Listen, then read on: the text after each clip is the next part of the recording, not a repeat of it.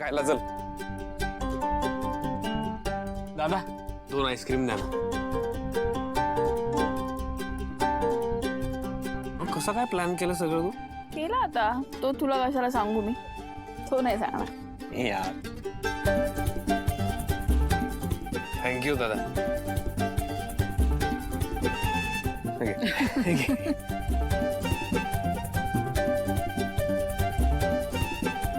ऐक ना, तू ओकेस ना?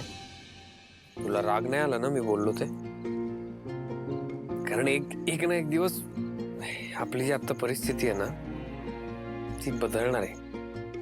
आपण इथनं बाहेर पडू, एका चांगल्या घरात जाऊ, मग भाऊंना आणि आईला जरा बरं वाटेल. त्यांना काळजी जी आत्ता वाटते ती कमी होईल एकदम. आणि तू गैरसमज नको करून घेऊ. म्हणजे आत्ता आपण जिथे राहतोय तेही आपलं घरच आहे, आपलं गॅरेज. पण आपण ज्या घरात जाऊ ना ते घर आपलं असेल, आपण कमवलेलं असेल आपल्या मेहनतीने, 4 भिंतींचं असेल. तिथे आपण नवीन नाती तयार करू, आठवणी तयार करू. शिवा, जेव्हा तू त्या घरात जाशील ना माझा हात धरून, तेव्हा तुला कोणी अडवणार नसेल. मला विश्वास आहे आशू. मला एक करून दाखवायचंय तुझ्यासाठी.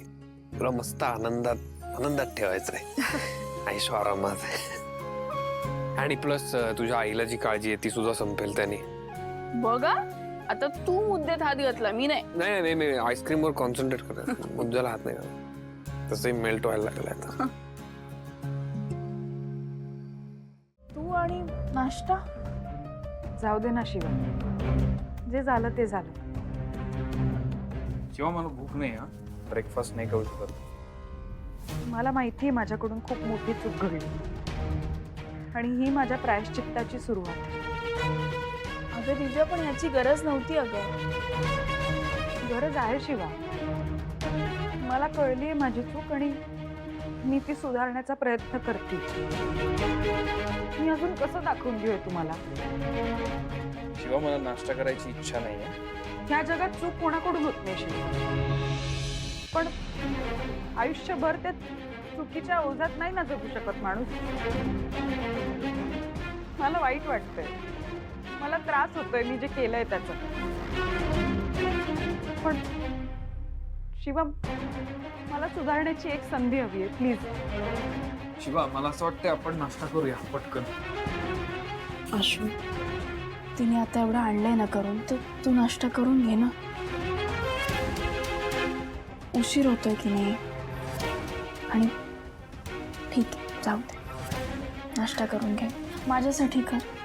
ठीक आहे, तुझ्यासाठी.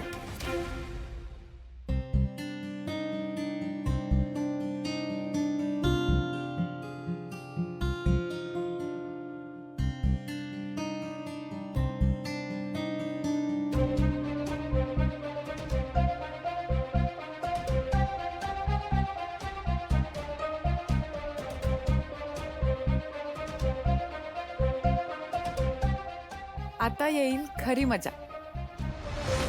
हा टिप्पर कुठे पोहोचला? भाई लवकर ये ना. हा ये, येत आहे. हा जावई बापू, खूप त्रास होतोय का तुम्हाला? नाही, होईल, बरं होईल. काय काय कसं झालंय असं? पण नाही माहिती. आणि ह्याने काही बाहेरचं पण नाही खाल्लंय. अगं हो ना. तेव्हा काय होऊन बसलंय हे सगळं?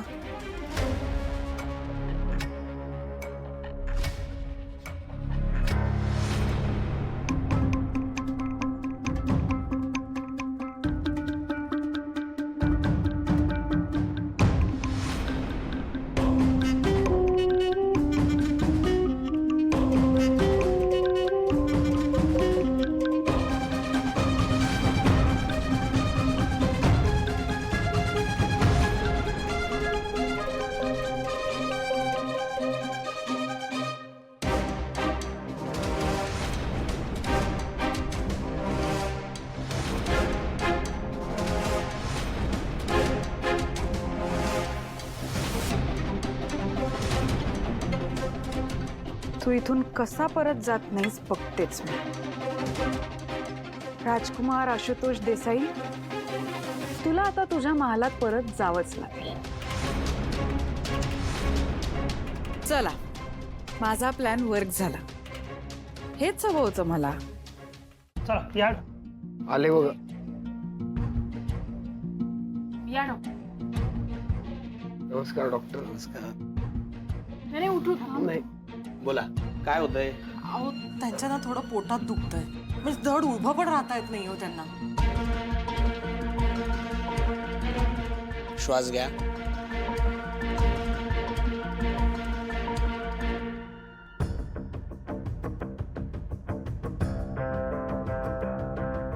जीभ दाखवा.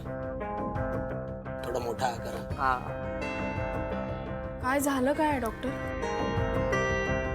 काही नाही, फक्त फूड पॉइझनिंग झाले. अरे देवा, पॉइझन बिझन हे कोणी दिलं आणि कसं झालं हे सगळं?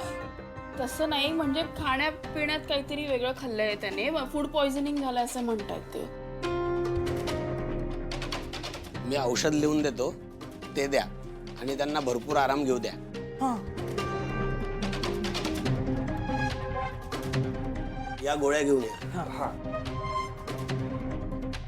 चला मी येतो. Take care. Thank you doctor. Yes.